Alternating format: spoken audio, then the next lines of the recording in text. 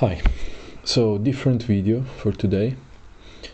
I'm planning to start more videos about, general interesting philosophical topics, and this one is one of these. This will be the first one. And this video will be about the difference between the general explanation of something, of an experience, and the actual experience of going through that experience with your consciousness, living it. So I was watching this video by a well-known life coach, and really, if you look at these videos, if you look at even at videos of great thinkers and psychologists, you realize that they're talking about something which goes much beyond words. And when you go through an experience, a visceral kind of experience, a psychological, very emotional kind of experience, there is something to the quality of that experience, of what you're going through, which really cannot be explained. And this has repercussions also for, let's say you're looking at one of these videos and they are proposing a solution to your problem. Maybe you're going through some emotional upheaval in your life. You're going through an experience where a particular person is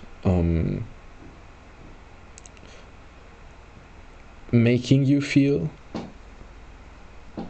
It's not really them, it's you reacting in that way to whatever they're doing.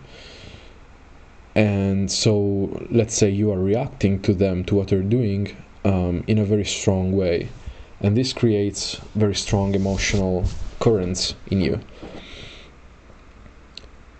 And I guess I, just like everybody,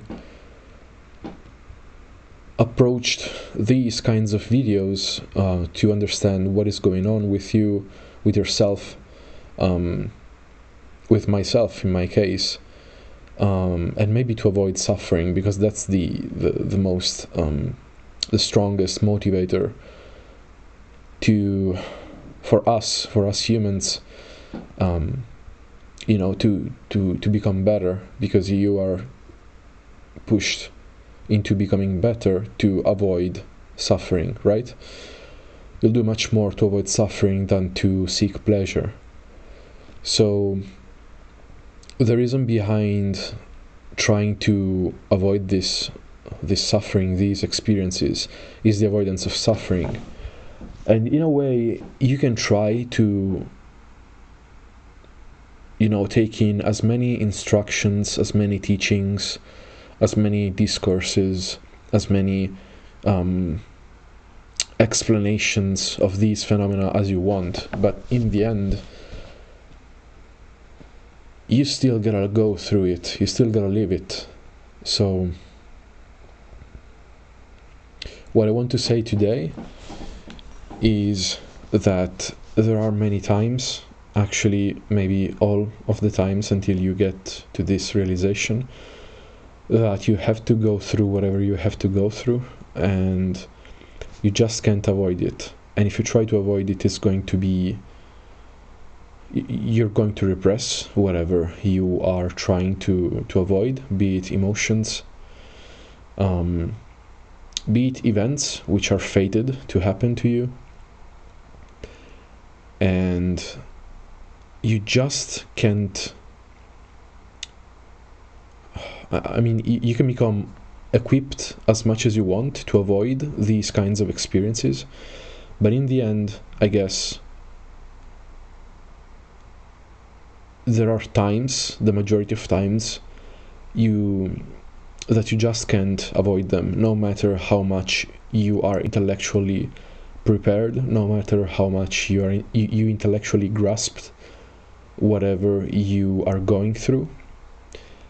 And the explanation of what you're going through is never going to be what you're going through. That's the whole point behind this video. What do I want to say exactly? What I mean is, I don't know, let's make an example. Let's say that you are going through, somebody triggers you. They say something, maybe your partner, maybe a friend, maybe somebody of your family, maybe a complete stranger, and they say something, and that something triggers you, and you're always there trying to not be triggered, but in the end you always get triggered, because that's something that you're very sensitive to, and it triggers you. So what is the best way to deal with this? As I said, you may try and get as much information as you want, try to learn as much as you can about yourself. That's my approach. For example, I try to look at videos, read articles about that specific psychological mechanism. I reflect on myself. I try to understand what is this trigger, why I got triggered, what is the fear behind it. That's a big one. And you can try to avoid it. You can try. I try many times, but there is almost like a hard metaphysical limit to it, and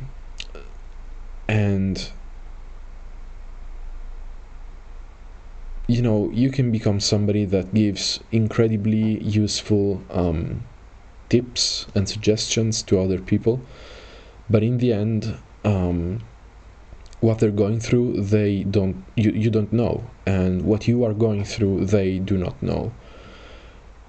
And similarly, all these gurus, teachers, life coaches, and people that go to the internet and say all things and tell you how to better deal with these things inside of yourself, they don't know anything about you. Yes, granted, they may know the general outline of whatever you're going through, because in the end the archetypes are the same for everybody. So generally, yes, they will give you guidelines on how to deal with those things, but don't beat yourself up. That's the underlying message. That's the whole message, because in the end, only you know what you're going through, only you know what that experience is to you, and that experience has an intrinsic quality which only you yourself can appreciate, because you are going through it. Your consciousness is being penetrated,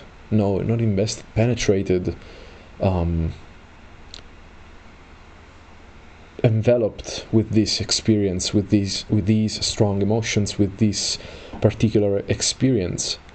And yeah, there is nothing new under the sun, but that specific instance of whatever you're going through, it is just yours, and it's going to be unique to you. Nobody ever in the whole universe, in all times, in all parallel universes, ever lived that particular experience you're going through. So yes, you can understand the general guidelines, and maybe you can take some suggestions by people that went through similar experiences and maybe went through the same psychological dynamics, but in the end, always remember that yes, it is not bullshit. The teacher is inside you. So why?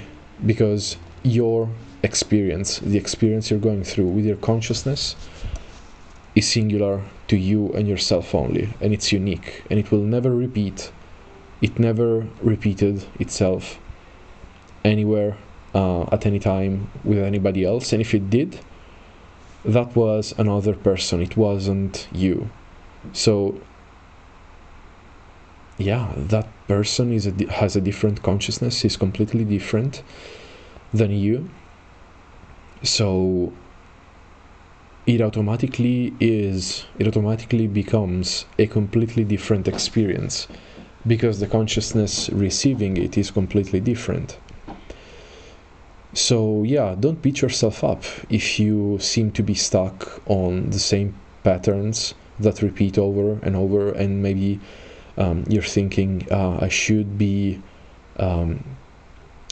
work with this in a better way, I should be faster in resolving whatever issues I'm going through, I should not feel these emotions, I should not always fall into the same errors, into the same habits, maybe they're destructive habits.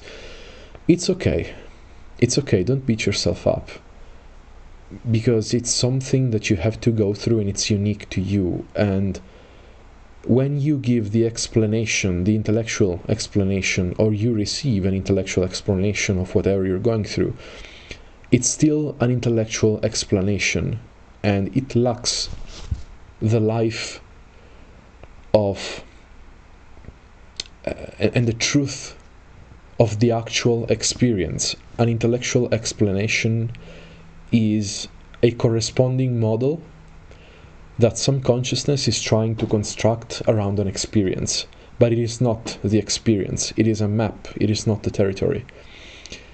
And you can be a stunning cartographer,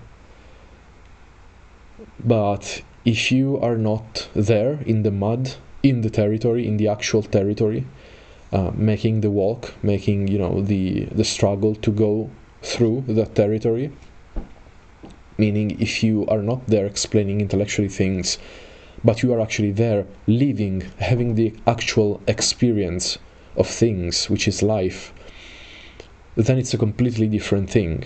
It's like it's not even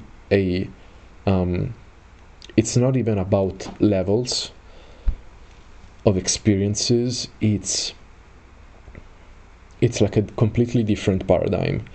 One is completely detached, and it's the map approach, the intellectual approach. It's the describing the experience approach, which, no matter how precise and suggestive it may be, it is not the actual experience. And for this reason, I have the utmost respect for people that live life in the most adventurous way, so to speak, and they throw themselves in and they get experience. And many times, if you look at these people and you look at the people maybe less active people, intellectual people, that are like, yes, they are so reckless, these kinds of people, they're all action and no brain.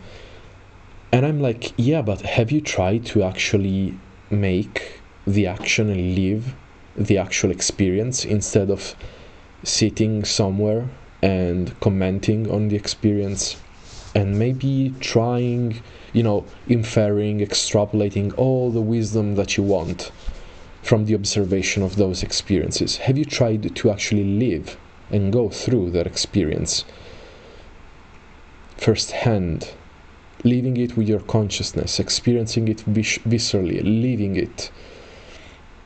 Have you tried, or are you just observing and describing something in a detached way? And no matter, as I said, how much precise your description is, it's never going to be the actual experience. So, yeah, this is what I wanted to say. So,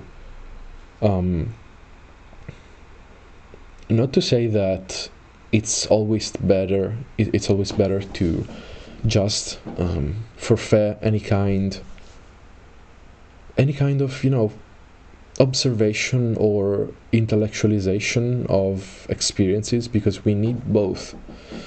I think the equilibrium, and I think I will make a video about this, but I think that the equilibrium of everything in life is where life thrives. If you go towards extremes, no matter of what kind, of the in this case extreme intellectualization of something without action, or the other extreme, which is extreme action without intelligence, without brain, without thinking about what you're doing.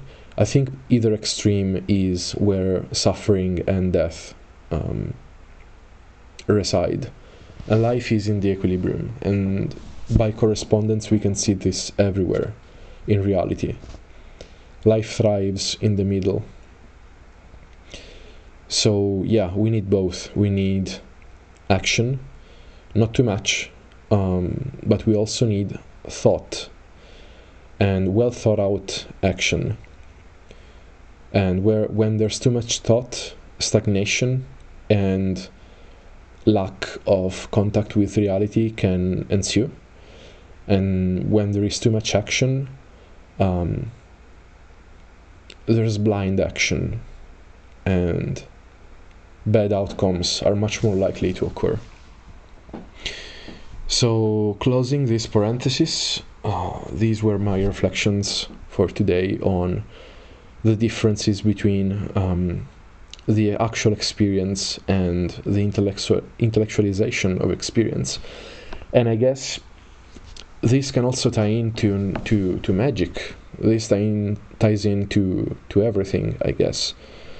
For example, in astrological magic, why not experiment with canonical literature laws for making astrological talismans and doing astrological magic? And why not also do, Gedanken experiments, thought experiments? Was it Gedanken experiment? Yes, I guess so. Which are outside of canonical literature. Experimenting with, as I said in the previous videos, stuff like,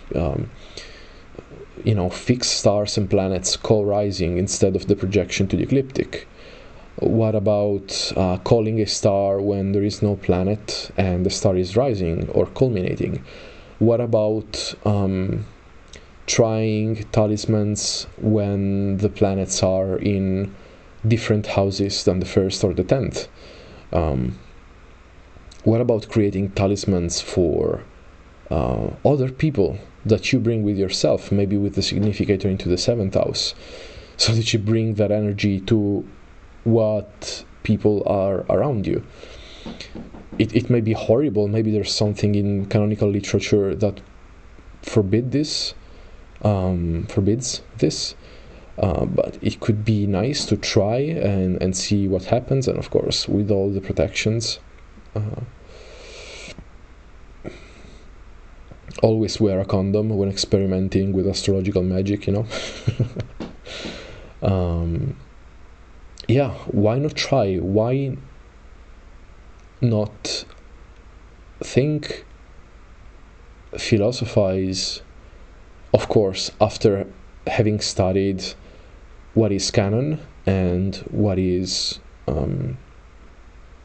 commonly accepted and tested, even though it's much less than we'd like to think, to accept, probably. There's just so much divergent opinion in the community. But anyway, there are some essential basics that you can base yourself with as foundations. And then you can try and, move yourself out of the basic foundations and do experiments with this stuff, and maybe even more.